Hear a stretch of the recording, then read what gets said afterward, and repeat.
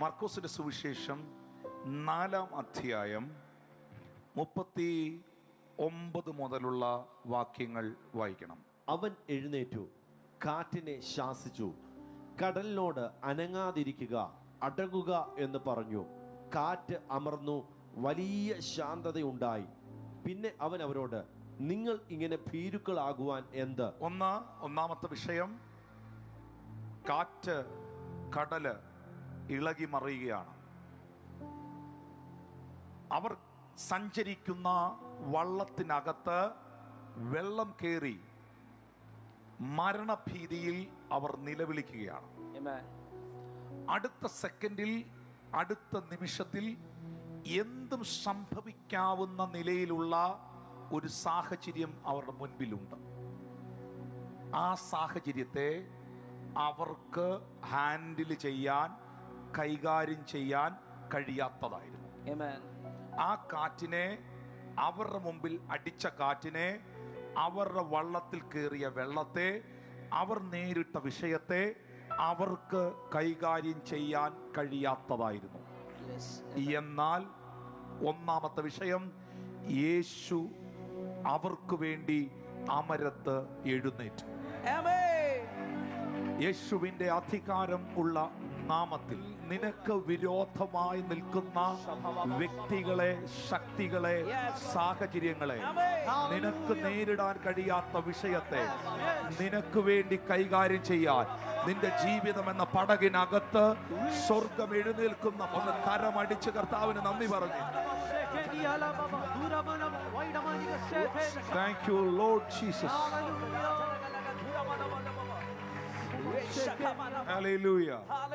ശബ്ദമുയർത്തി ഹല്ലേലൂയ. എനിക്കും നിങ്ങൾക്കും ഹാൻഡിൽ ചെയ്യുവാൻ കഴിയാത്ത, എനിക്കും നിങ്ങൾക്കും കൈകാര്യം ചെയ്യാൻ കഴിയാത്ത ഒരു സാഹചര്യം നിങ്ങളുടെ മുമ്പിൽ ഉണ്ടെങ്കിൽ അത് നിങ്ങളുടെ കുടുംബ ജീവിതമാകാം, നിങ്ങളുടെ സാമ്പത്തികമാകാം, നിങ്ങളുടെ ആരോഗ്യമാകാം, നിങ്ങളുടെ ബിസിനസ് ആകാം, നിങ്ങളുടെ ആത്മീക ശുശ്രൂഷയാകാം. നിങ്ങളുടെ ജീവിതത്തിൽ അടിക്കുന്ന കാറ്റേതെന്ന് നിങ്ങൾക്കതറിയാം. എന്നാൽ ആത്മാവ് നിങ്ങളോട് പ്രവചിക്കുന്നു, ഈ ആരാധനയുടെ നടുവിൽ, ഈ ആർത്തു വിളിക്കുന്ന നിലവിളിയുടെ നടുവിൽ നിനക്ക് വേണ്ടി ആ തിരകളെ ശാന്തമാക്കുവാൻ, നിനക്ക് വേണ്ടി ആ കാറ്റിനെ ശാന്തമാക്കുവാൻ, നിനക്ക് വേണ്ടി ആ വിഷയത്തെ കൈകാര്യം ചെയ്യുവാൻ നിന്റെ പടകിൽ യേശു എഴുന്നേൽക്കുകയാണ്. ആർത്തലയ്ക്കുന്ന തിരമാലകളുടെ ഹുങ്കാര ശബ്ദത്തിന് യേശുവിനെ എഴുന്നേൽപ്പിക്കുവാൻ കഴിയാതിരുന്നപ്പോഴും, അലറി വിളിക്കുന്ന തിരമാലകൾക്ക് യേശുവിനെ ഉണർത്തുവാൻ കഴിയാതിരുന്നപ്പോഴും, ആഞ്ഞു വീശുന്ന കാറ്റ് പടകിനെ അടിച്ച് ഒലയ്ക്കുമ്പോഴും, ആ അടിച്ചൊലയ്ക്കുന്ന ഉലച്ചിലുകളുടെ നടുവിലും നസ്രയൻ എഴുന്നേക്കാതിരിക്കുമ്പോഴും, അതിനകത്ത് ഒരുത്തൻ എഴുന്നേറ്റ് നാഥാ എന്ന് വിളിച്ചപ്പോൾ, വായ് തുറന്ന് കരയാൻ, പ്രാർത്ഥിക്കാൻ, ചോദിക്കാൻ തീരുമാനിച്ചപ്പോൾ, തിരമാലകൾക്കുണർത്താൻ കഴിയാത്തവനെ, ആഞ്ഞു വീശുന്ന കൊടുങ്കാറ്റുകൾക്കുണർത്താൻ കഴിയാത്തവനെ, തന്റെ മക്കളുടെ നിലവിളിയുടെ നടുവിൽ എഴുന്നേറ്റു നിന്ന് കാറ്റിനെയും കടലിനെയും ശാസിച്ച നസ്രായൻ എന്റെ വിഷയത്തിൽ, എന്റെ കുടുംബത്തിൽ എനിക്ക് വേണ്ടി പ്രവർത്തിക്കുമെന്ന് ഉറപ്പുള്ള ദൈവമക്കൾ ശബ്ദമുയർത്തി ദൈവത്തിന് നന്ദി പറയാം.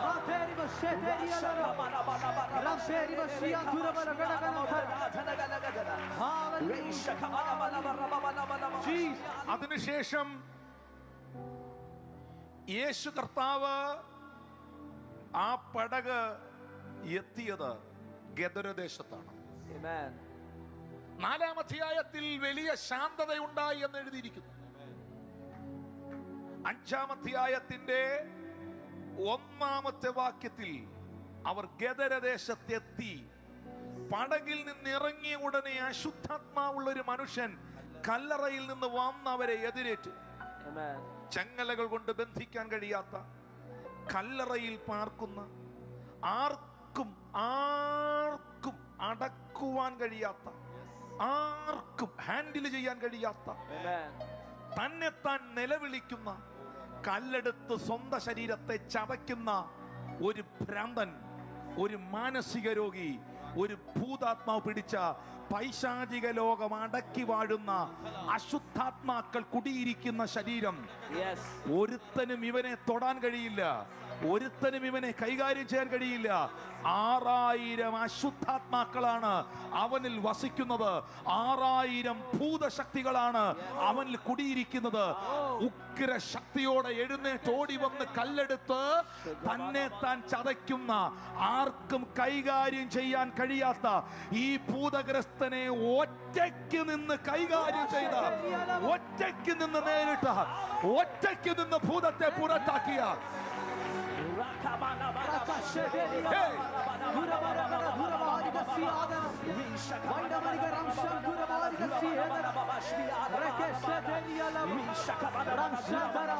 ഇതിനകത്ത് വ്യാപരിക്കുന്ന സകല അശുദ്ധാത്മ ശക്തികളും വ്യക്തികളിൽ കുടിയിരിക്കുന്ന ദുർഭൂത ശക്തികളും യേശുവിന്റെ നാമത്തിൽ മാറിപ്പോകും. 6000-ത്തിലധികം അശുദ്ധാത്മാക്കളുള്ള, ആർക്കും അടക്കുവാൻ കഴിയാത്ത ദുർഭൂത ശക്തികളുടെ ഒരു കൂടാരമായി നിലകൊള്ളുന്ന, സഞ്ചരിക്കുന്ന ഭൂതഗ്രസ്തൻ, കല്ലറയിൽ പാർക്കുന്നവൻ, വസ്ത്രം ധരിച്ചിട്ടില്ലാത്തവൻ, കല്ലുകൊണ്ട് തന്നെ താൻ ചതയ്ക്കുന്നവൻ, ചങ്ങല കൊണ്ട് കെട്ടിയാൽ നൂലുപോലെ ചങ്ങല പൊട്ടിച്ചു കളയുന്നവൻ, സെല്ലിനകത്തടച്ചാൽ സെല്ലിന്റെ ഇരുമ്പ് കമ്പികൾ വലിച്ചൊടിച്ചു കളഞ്ഞ് ചാടി പുറത്തിറങ്ങുന്നവനെ ഒറ്റയ്ക്ക് നേരിടാൻ കഴിയുന്ന ഒരുവനുണ്ടെങ്കിൽ അതിന്ന് ഞാൻ പ്രസംഗിക്കുന്ന എന്റെ യേശുവാണ്. ആത്മാവ് കുടുംബങ്ങളോട് പ്രവചിക്കുന്നു. നിനക്ക് പറയാൻ പല വിഷയങ്ങളുണ്ട്, നിനക്ക് പറയാൻ പല പ്രശ്നങ്ങളുണ്ട്, നിനക്ക് എണ്ണി തീർക്കാൻ കഴിയാത്ത പ്രതികൂലങ്ങളുണ്ട്. പക്ഷേ നിന്റെ ദൈവം അതിനെ ഒറ്റയ്ക്ക് നേരിടും എന്ന് വിശ്വസിക്കുന്ന ദൈവമക്കൾ ഇതിനകത്തുണ്ടെങ്കിൽ ശബ്ദം ഉയർത്തി ദൈവത്തിന് നന്ദി പറയാം.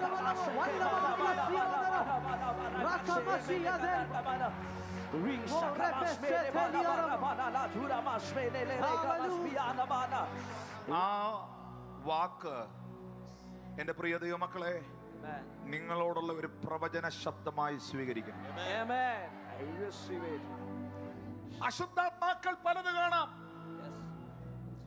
എതിർപ്പുകൾ പലത് കാണാം, പ്രശ്നങ്ങൾ പലത് കാണാം, വിഷയങ്ങൾ പലത് കാണാം. പക്ഷേ വെല്ലുവിളിക്കുന്ന കർമ്മേലിന്റെ മുകളിൽ ബാലിന്റെ പ്രതിഷ്ഠകളും അശേരയും കൂടെ 850 കാണാം. ആഹാബും ഇസബേലും കാണാം. ഏലിയാവേയും നീ ഒറ്റയ്ക്കേ ഉള്ളെങ്കിലും പകൽ ഈ പ്രപഞ്ചത്തിന്റെ ഉടയവൻ നിന്റെ ഒപ്പമുണ്ടെങ്കിൽ, മരണത്തെ ജയിച്ചവൻ, പാതാളത്തെ ജയിച്ചവൻ, പിശാചിനെ ജയിച്ചവൻ, കല്ലറകളെ ജയിച്ചവൻ, സകല റോമൻ സാമ്രാജ്യത്തിന്റെ മുദ്രകളെയും പൊട്ടിച്ച് ഉയർത്തെഴുന്നേറ്റവൻ.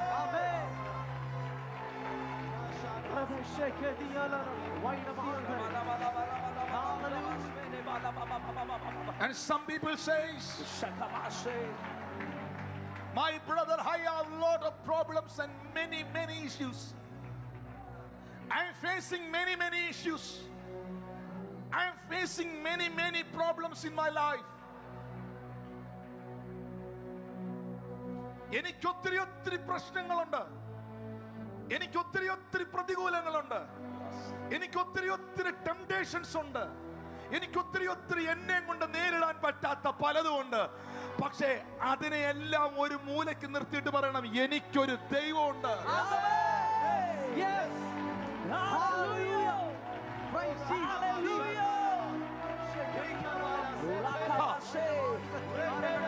എനിക്ക് ഞാൻ സേവിക്കുന്ന ഒരു ദൈവം എനിക്കുണ്ട്.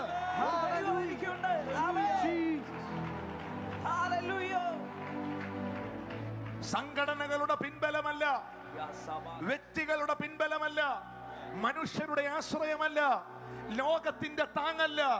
ലോകത്തിൻ താങ്ങുകൾ നീങ്ങിപ്പോയിടിലും, ലോകക്കാരെല്ലാരും തള്ളിടിലും, സ്വന്തം സഹോദരങ്ങൾ പൊട്ടക്കിണറ്റിലിട്ടാലും യോസേപ്പിന്റെ ദൈവം എന്റെ കൂട്ടാളിയാണ് എന്ന് പറയാൻ കഴിവുള്ള ദൈവമക്കൾ ഇതിനകത്തുണ്ടെങ്കിൽ ശബ്ദമുയർത്തിയവർ ദൈവത്തിന് നന്ദി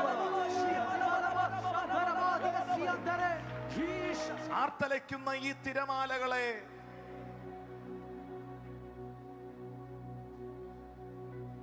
അവസാനിപ്പിക്കാൻ അടിക്കുന്ന കൊടുങ്കാറ്റിനെ, ആഴക്കടലിന്റെ അടിത്തട്ടിലേക്ക് താഴ്ത്തിയെറിയാൻ നിൽക്കുന്ന ഈ ശക്തികളെ ഒറ്റയ്ക്ക് നേരിടാൻ ഈ പടകിലാരുണ്ട്? ഒറ്റയ്ക്ക് നേരിടാൻ ഈ പടകിൽ എനിക്കാരുണ്ട്? 1000 അല്ല, 1500 അല്ല, ആമീൻ, കൊടിയ ഭൂതങ്ങൾ കോടിക്കണക്കിന് ഇറങ്ങി നിന്നാലും ഇതിനെ ഒറ്റയ്ക്ക് നേരിടാൻ കഴിവുള്ള ഒരു ദൈവം എനിക്കുണ്ട് എന്ന് വിശ്വസിക്കാൻ കഴിയുന്ന ദൈവ മക്കൾ ഇതിനകത്തിരിപ്പുണ്ടെങ്കിൽ അവർക്ക് ദൈവത്തെ ആരാധിക്കാം.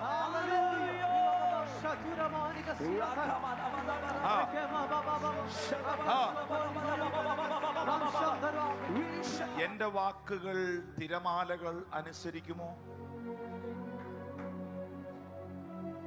എന്റെ ഭാഷ കൊടുങ്കാറ്റിന് മനസ്സിലാകുമോ?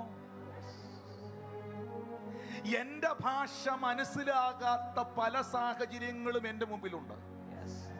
എന്റെ ഭാഷ കൊടുങ്കാറ്റിന് മനസ്സിലാകില്ല. എന്റെ ഭാഷ സാഗരത്തിന്റെ തിരമാലകൾക്ക് തിരിച്ചറിയാൻ കഴിയില്ല. എന്റെ ഭാഷ മനസ്സിലാക്കാൻ കഴിയാത്ത പല സാഹചര്യങ്ങളും എന്നെ വേട്ടയാടുമ്പോൾ സകല സാഗരങ്ങളും സകല കൊടുങ്കാറ്റും പ്രപഞ്ചവും സകല സൃഷ്ടികൾക്കും തിരിച്ചറിയാൻ കഴിയുന്ന ഒരു ശബ്ദമുണ്ട്. ആ ശബ്ദം എന്റെ ദൈവത്തിന്റെ, എന്റെ നസ്രായന്റെ ശബ്ദമാണ്. ഈ ദിവസങ്ങളിൽ ആ ദൈവം എനിക്ക് വേണ്ടി വാ തുറക്കും, ആ ദൈവം എനിക്ക് വേണ്ടി എഴുന്നേൽക്കും, ആ ദൈവത്തിന്റെ കരം എനിക്ക് വേണ്ടി ചലിക്കും എന്ന് വിശ്വസിക്കുന്ന ദൈവമക്കൾ ശബ്ദമുയർത്തി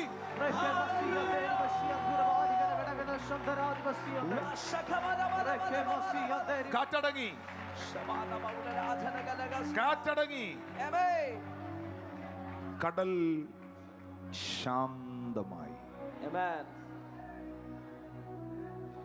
അടുത്തിരിക്കുന്ന ആളോട് പറയാമോ, എനിക്ക് വേണ്ടി എഴുന്നേൽക്കുന്ന ഒരു ദൈവം എനിക്കുണ്ട്. എനിക്ക് വേണ്ടി എഴുന്നേൽക്കുന്ന ഒരു ദൈവം എനിക്കുണ്ട്. എഴുന്നേൽക്കുന്ന ഒരു ദൈവം എനിക്കുണ്ട്. എനിക്ക് വേണ്ടി എഴുന്നേൽക്കുന്ന ഒരു ദൈവം. ശരിയല്ലേ? Yes, amen.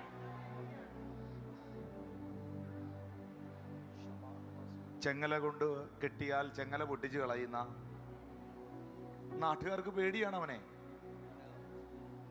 അവന്റെ കയ്യിൽ കല്ലുണ്ട്. അവൻ കല്ലെടുത്ത് അവനെ തന്നെ അടിച്ച് ചതയ്ക്ക്. അവന്റെ ശരീരം മൊത്തം മുറിവുകളാ. അവന്റെ അടുത്ത് വരുന്ന ഒരുത്തനോട് അവൻ എങ്ങനെ പ്രതികരിക്കുമെന്ന് ഒരുത്തനും പ്രെഡിക്റ്റ് ചെയ്യാൻ കഴിയില്ല. അങ്ങനെയുള്ള ഒരുത്തന്റെ മുമ്പിൽ ചെന്ന് യേശു നിൽക്കുമ്പോ അവൻ കർത്താവിന്റെ മുമ്പിൽ മുട്ടുകുത്തണമെങ്കിൽ സകലതും അവന്റെ കാൽക്കീഴിലാണ്. ഇവന്റെ പാർപ്പ് കല്ലറയിലാണെന്നല്ലേ എഴുതിയിരിക്കുന്നത്. എന്താ അതിന്റെ ആത്മീയ അർത്ഥം? പിശാചുക്കളെല്ലാം കല്ലറയിലാണെന്നാണോ? അല്ല. പിന്നെ എന്ത് കാരണം കൊണ്ട് ഇവൻ കല്ലറയിൽ? സാധാരണ കല്ലറയിൽ പോയി കിടക്കേണ്ടത്, അല്ലെങ്കിൽ ആ സ്ഥലത്ത് കിടക്കേണ്ടത് അവസാനിച്ചവനല്ലേ, മരിച്ചവനല്ലേ, ജീവിതം ഈ ഭൂമിയിൽ കഴിഞ്ഞൊരു മനുഷ്യനല്ലേ. ഇവന് ജീവനുണ്ടല്ലോ. ഇവൻ വന്ന് മുട്ടുകുത്തണമെങ്കിൽ ഇവന് മുട്ടിനൊന്നും പ്രശ്നമില്ലാത്ത ആളാ, ആരോഗ്യമുള്ളവനാ. പക്ഷേ നിങ്ങൾ മനസ്സിലാക്കേണ്ട ഒരു കാര്യമുണ്ട്. ഈ ചെറുപ്പക്കാരൻ ജീവിച്ചിരിക്കുമ്പോൾ തന്നെ അവസാനിച്ചവന്റെ കാറ്റഗറിയിലാണ്. മനസ്സിലായി? ഇവൻ റണ്ണിങ്ങിൽ ഓടി നിൽക്കേണ്ടവനാണ്. ഇവൻ സ്റ്റാർട്ടിങ്ങിൽ നിൽക്കേണ്ടവനാണ്, അല്ലെങ്കിൽ റണ്ണിങ്ങിൽ ഇങ്ങനെ അവന്റെ ലൈഫ് ഇങ്ങനെ റൺ ചെയ്ത് പോകേണ്ടതാണ്, അല്ലേ? പൗലോസ് തന്നെ പറഞ്ഞില്ലേ, ജീവിതം ഒരു ഓട്ടമാണെന്ന്.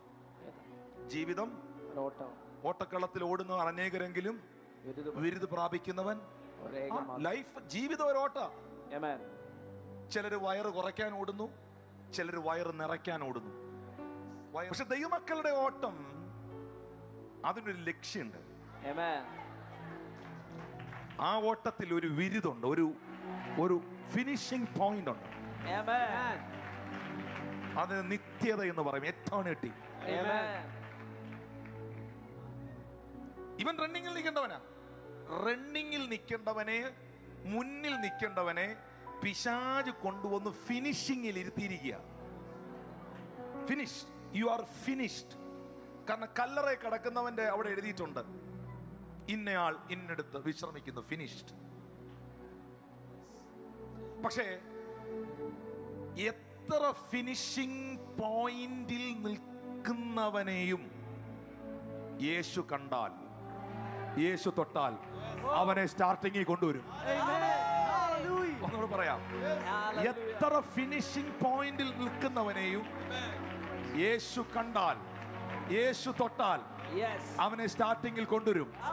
നീ തീർന്നു, നീ അവസാനിച്ചു എന്ന് പറയുന്നിടത്ത് ചില പുതിയ കാര്യങ്ങളെ തുടങ്ങുന്ന ഒരു ദൈവം നിനക്കുണ്ട്.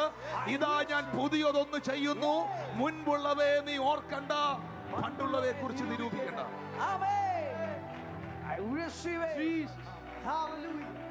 മൂന്നാമത്തെ വിഷയം 25-ാമത്തെയും 26-ാമത്തെയും വാക്യത്തിൽ 12 സന്മനസ്സരായിട്ട് രക്തസ്രവമുള്ളവളും പല വൈദ്യന്മാരാലും ഏറിയൊന്ന് സഹിച്ച് തനിക്കുള്ളതെല്ലാം ചെലവഴിച്ചിട്ടും ഒട്ടും ഭേദം വരാതെ ഏറ്റവും പരവശയായിരുന്നിരിക്കുന്ന ഒരു സ്ത്രീ യേശുവിന്റെ വർത്തമാനം കേട്ടു. 28-29 അവന്റെ വസ്ത്രത്തിന്റെ തൊങ്കലെങ്കിലും തൊട്ടാൽ ഞാൻ രക്ഷപ്പെടുമെന്ന് പറഞ്ഞു. പുരുഷാരത്തിൽ പുറകിൽ കൂടെ വന്ന് അവന്റെ വസ്ത്രം തൊട്ടു.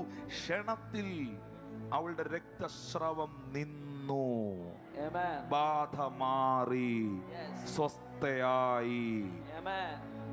12 കൊല്ലമായിട്ട് ട്രീറ്റ്മെന്റ് നടത്തുകയാണ്. ഒരുപാട് വൈദ്യന്മാരെ കണ്ടു, പലതും സഹിച്ചു, തനിക്കുള്ളതൊക്കെ ചെലവഴിച്ചു, ഒട്ടും ഭേദം വന്നില്ല. രോഗം കൂടിയതല്ലാതെ കിട്ടാവുന്ന സകല മെഡിസിനുകളും മാറിയും തിരിഞ്ഞും 12 കൊല്ലമായി പരീക്ഷിച്ച, ചെയ്യാവുന്നത് മുഴുവൻ ചെയ്ത, സഹിച്ച, പണം മുഴുവൻ വീടും പറമ്പും എഴുതി വിറ്റ് ചികിത്സിച്ച,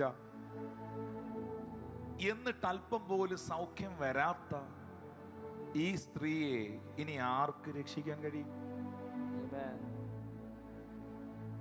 കല്ലറയിൽ കിടക്കുന്ന, ചെങ്ങല കൊണ്ട് കെട്ടിയാൽ ചെങ്ങല പൊട്ടിക്കുന്ന, സെല്ലിനകത്തടച്ചാൽ സെല്ല് പൊളിച്ചു വരുന്ന ഈ മകനെ ഇനി ആർക്ക് രൂപാന്തരപ്പെടുത്താൻ കഴിയും? ആർത്തലയ്ക്കുന്ന തിരമാലകളും ആർത്ത് വിളിക്കുന്ന കൊടുങ്കാറ്റുകളുടെ നടുവിൽ വള്ളം അലഞ്ഞു വലഞ്ഞുഴലുമ്പോൾ, സകലതും അടിച്ച് താഴെ പോകുമ്പോൾ, മുങ്ങി ചത്തുപോകുമെന്ന സാഹചര്യം വെളിപ്പെടുമ്പോൾ, തിരമാലകൾക്ക് മനസ്സിലാകുന്ന ഭാഷയിൽ, കാറ്റിന് മനസ്സിലാകുന്ന ഭാഷയിൽ അതിനോട് സംസാരിച്ച് അതിനെ ബ്ലോക്ക് ചെയ്യാൻ ആർക്ക് കഴിയും? ഒറ്റ വാക്ക് പറഞ്ഞ് അവസാനിപ്പിക്കാം. ആർക്കും ചെയ്യാൻ കഴിയാത്തതിനെ ചെയ്യുവാൻ കഴിയുന്ന ഒരു ദൈവം നിനക്കുണ്ട്.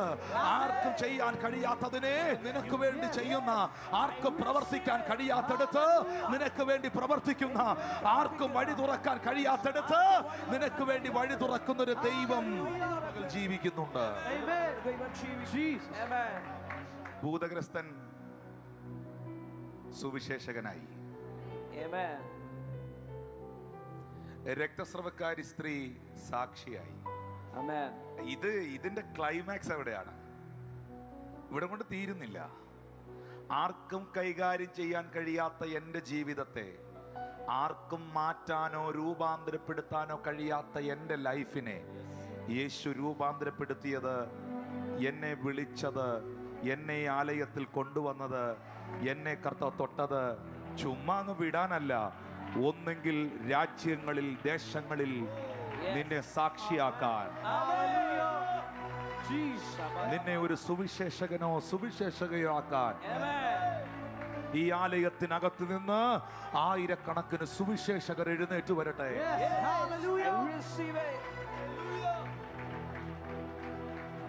തിരമാലകൾ പോലെ എനിക്ക് കൈകാര്യം ചെയ്യാൻ കഴിയാത്ത ഒരു വിഷയം എന്റെ മുൻപിലുണ്ട്. ഇന്ന് ഈ ആലയത്തിന്റെ നടുവിൽ ദെക്കേപ്പൊലിയിലെ ഭൂതഗ്രസ്തനെ പോലെ ആർക്കും കൈകാര്യം ചെയ്യാൻ കഴിയാത്ത ഒരു പ്രശ്നം എനിക്കുണ്ട്. ഇന്ന് ഈ ആരാധന മധ്യയിൽ വർഷങ്ങളായി ഞാൻ അനുഭവിക്കുന്ന ആ രക്തസ്രവക്കാരിയെ പോലൊരു രോഗം എനിക്കുണ്ട്. ഇന്ന് ഈ ആരാധന മധ്യയിൽ കർത്താവെ, ആർക്കും കൈകാര്യം ചെയ്യാൻ കഴിയാത്ത ആ വിഷയത്തെ നീ എനിക്ക് വേണ്ടി ഒന്ന് കൈകാര്യം ചെയ്യണമേ. എനിക്ക് ഇതിന്റെ ഏറ്റവും അവസാനത്തെ ഒരു ഭാഗവും കൂടെ ഉണ്ട്. അവിടെ 34-ാം വാക്യത്തിനകത്ത്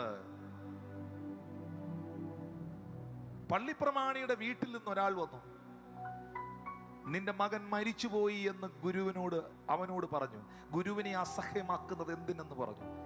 യേശു ആ വാക്ക് കാര്യാക്കാതെ, അടിവരയിടുന്ന ആ വാക്കിനകത്ത്, യേശു ആ വാക്ക് കാര്യാക്കാതെ. എന്നെ ശ്രദ്ധിക്കുന്നുണ്ടോ? ഒന്നാമത്തെ വിഷയം തിരമാല, കൊടുങ്കാറ്റ്. നമ്മൾ പറഞ്ഞാൽ കേൾക്കുവോ?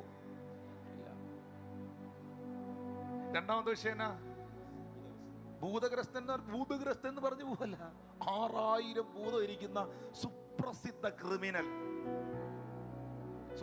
ക്രിമിനലാ പുള്ളി. കാരണം ചെങ്ങല കൊണ്ട് പുള്ളിയെ കെട്ടിയാൽ പൊട്ടിച്ചു കളയും. സെല്ലിനകത്ത് അടച്ചാൽ സെല്ല് പൊളിച്ച് പുള്ളി പുറത്തു വരും. കല്ലെടുത്ത് തന്നെ താൻ ചതയ്ക്കും. മൂടിയൊക്കെ വളർത്തി ഒരു ഒരു അടിവസ്ത്രം പോലും ഇടാതിരിക്കുന്ന ഒരുത്തൻ. ഇവന്റെ അടുത്ത് ആര് പോവും? പറ. ഇവന്റെ അടുത്ത് ആര് എന്ന് വീണ്ടും ഇവനെ ആര് നേരിടും? നാട്ടുകാരും ലോകക്കാരും മുഴുവൻ പറഞ്ഞു ഇവനൊരു ഭൂതഗ്രസ്തനായി ഇപ്പൊ കിടക്കുന്ന കല്ലറയില്ലേ, അതിന്റെ കോണിൽ അവൻ ചത്ത് നാറും, അവിടെ കിടന്ന് പുഴുവരിക്കും, അവിടെ തീരും അവൻ എന്ന് കരുതിയവൻ ദെക്കേപ്പൊലിയുടെ സുവിശേഷകനായി.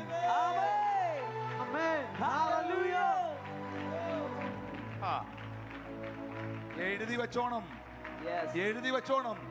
ഒരുത്തനും എടുക്കാത്ത കേസ് യേശു എടുക്കും.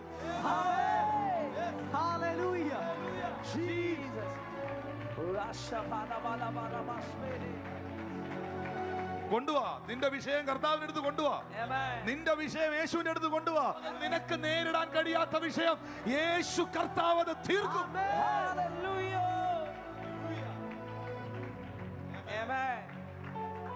മുതൽ മുഴുവൻ വൈദ്യന്മാർക്ക് കൊടുത്ത് ചികിത്സിച്ചിട്ടും വീടും പറമ്പും എഴുതി വിറ്റിട്ടും അല്പം പോലും ഭേദം വരാത്ത ഈ സ്ത്രീയെ ഇനി ആർക്ക് വിടുവിക്കാൻ കഴിയും? കർത്താവ് ഹാൻഡിൽ ചെയ്തോ? ഇതാ പള്ളിപ്രമാണി യേശുവിന്റെ കാൽക്കൽ വീണ് കിടന്ന് പറയുകയാണ്, മാസ്റ്റർ, ഗുരു, നീ എന്റെ വീട്ടിൽ വന്ന് എന്റെ കുഞ്ഞിനെ സൗഖ്യമാക്കണം. മിനിറ്റുകൾ കഴിഞ്ഞപ്പോൾ വീട്ടിനകത്തുനിന്ന് ആളുകൾ വന്ന് പറയുകയാണ് പള്ളിപ്രമാണിയോട്, ഇനി ഗുരുവിനെ അസഹ്യപ്പെടുത്തണ്ട, പ്രാർത്ഥിച്ചതൊക്കെ നിർത്തിക്കോ, പ്രാർത്ഥനയൊന്നും ഫലിച്ചില്ല, നിന്റെ കൊച്ചു മരിച്ചുപോയി. പെട്ടെന്ന് വീട്ടിൽ വാ, ശവകടക്കിനുള്ള കാര്യങ്ങൾ ചെയ്യാൻ നോക്ക്. ഇത് പള്ളിപ്രമാണിയോട് വീട്ടിൽ നിന്ന് ആളുകൾ വന്ന് പറയുമ്പോൾ കൊച്ചു മരിച്ച മരണവാർത്ത യേശു കാര്യാക്കാതെ, നമ്മളൊക്കെ തകർന്നു പോകുന്ന, ഞെട്ടിപ്പോകുന്ന, അയ്യോ എന്ന് വിളിച്ചു പോകുന്നിടത്ത് അതിനെയും അവൻ നിസ്സാരമായി കാണണമെങ്കിൽ മരണത്തിന് മുകളിലവൻ.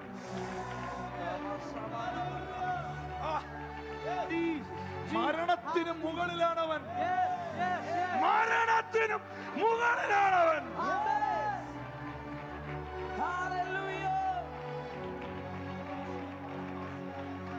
ആ നസ്രായന്റെ മകൻ, ആ നസ്രായന്റെ അപ്പോസ്തലൻ ഒരിക്കൽ വിളിച്ചു പറഞ്ഞു, മരണമേ നിന്റെ ജയം എവിടെ? മരണമേ നിന്റെ വിഷമുള്ളവിടെ? എല്ലാ മനുഷ്യനും പേടിക്കുന്ന മരണത്തെ പോലും കാര്യമാക്കാത്തൊരു കൂട്ടം ഉണ്ടെങ്കിൽ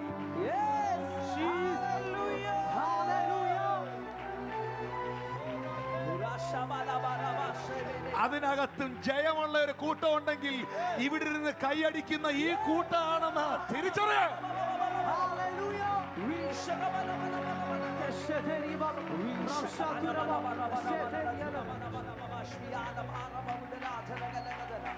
ലോകം മുഴുവൻ ഏറ്റവും കൂടുതൽ കാര്യമാക്കുന്ന, വളരെ സീരിയസ് ആയി കേൾക്കുന്ന, കാണുന്ന, ചങ്കത്ത് കൈവെക്കുന്ന, ഞെട്ടുന്ന, അത്ഭുതപ്പെടുന്ന, അയ്യോ എന്ന് വിളിക്കുന്ന വിഷയത്തെയും യേശു കാര്യമാക്കിയില്ലെങ്കിൽ അവന്റെ അധികാരം എന്നാന്നുള്ളത് ഇവിടെ ഇരിക്കുന്നവർ തിരിച്ചറിയണം. യേശു ആ വാക്ക് കാര്യാക്കാതെ പള്ളിപ്രമാണിയോട്, കാരണം ഇത് വീട്ടിൽ നിന്ന് വന്നവനോടുള്ള മെസ്സേജ് അല്ല. വീട്ടിൽ നിന്ന് വന്നവൻ ഒരു ഇൻഫർമേഷൻ ആണ് കൊടുത്തത്, നിന്റെ കൊച്ചു തീർന്നു പോയെന്ന്.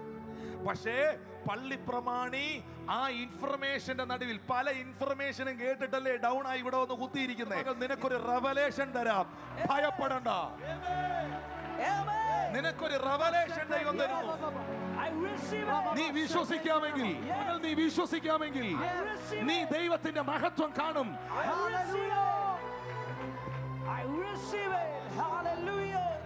ആർത്തു വിളിക്കുന്ന തിരമാലകളും വീശിയടിക്കുന്ന കൊടുങ്കാറ്റും എന്നെ അനുസരിക്കുമോ? ഇല്ല. എനിക്കതിനെ ഡീൽ ചെയ്യാൻ പറ്റുമോ? ഇല്ല.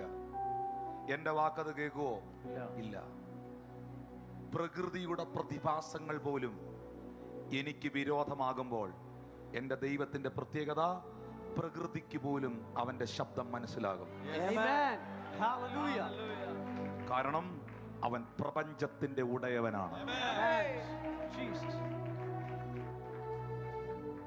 ചെങ്ങല കൊണ്ട് കെട്ടിയാൽ ചെങ്ങല പൊട്ടിക്കുന്ന, സെല്ലിനകത്തടച്ചാൽ സെല്ല് പൊളിക്കുന്ന, ആർക്കും അവനെ അടക്കുവാൻ, കൈകാര്യം ചെയ്യുവാൻ കഴിയുകയില്ല എന്ന് പറഞ്ഞ, കല്ലറയിൽ കിടന്നുറങ്ങുന്ന, വസ്ത്രം ധരിക്കാത്ത, കല്ലുകൊണ്ട് ശരീരം ചതയ്ക്കുന്ന ഈ ചെറുപ്പക്കാരനെ ഇനി ആർക്കും രൂപാന്തരപ്പെടുത്താൻ കഴിയും? 12 കൊല്ലം മുതൽ മുഴുവൻ എഴുതി വിറ്റ് ചികിത്സിച്ചിട്ടും ഒട്ടും ഭേദം വരാത്ത ഈ സഹോദരിയെ ഇനി ആർക്ക് സൗഖ്യമാക്കാൻ കഴിയും? മരിച്ചു പെട്ടിക്കകത്ത് വെച്ച കുട്ടിയെ, മരിച്ചു പെട്ടിക്കകത്ത് അടക്കാൻ വെച്ചിരിക്കുന്ന കൊച്ചിനെ വീട്ടിൽ ചെന്ന് കൈപിടിച്ച് പെട്ടിക്കകത്ത് എഴുന്നേൽപ്പിക്കാൻ ആർക്ക് കഴിയും? ആർക്ക് കഴിയും? ഈ പറഞ്ഞതും വായിച്ചതും പ്രസംഗിച്ചതും ഒക്കെ ചരിത്രമാണെങ്കിൽ, ഈ സ്ഥലങ്ങളും സംഭവ ഇടങ്ങളും ഇന്നും നിലകൊള്ളുന്നെങ്കിൽ, ഈ ദൈവം ഇന്നും ജീവിക്കുന്നെങ്കിൽ, ഈ പ്രവൃത്തി ഇനിയും തുടരും. വിശ്വസിക്കുന്നവരൊന്ന് കരമടിച്ച് ഈ പ്രവൃത്തി ഇനിയും ഉണ്ടാകും.